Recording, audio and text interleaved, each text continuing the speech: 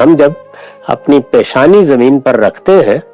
جو عبادت کا منتہا کمال ہے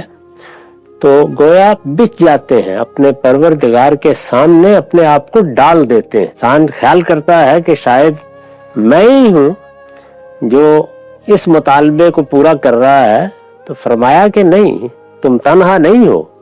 اس کائنات کا ذرہ ذرہ یہی کام کر رہا ہے۔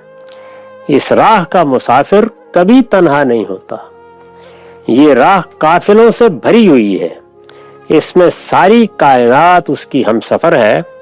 اگر تھوڑے سے ناشکرے انسان اس سے الگ ہوں تو ان کی علیحدگی سے وہ کیوں بددل اور مایوس ہوں؟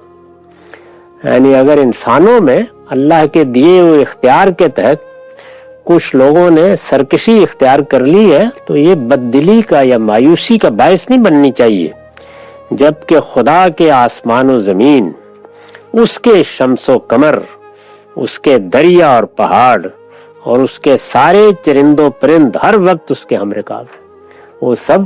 وہی کر رہے ہیں جس کا مطالبہ اس کے پروردگار نے اس سے کیا ہے۔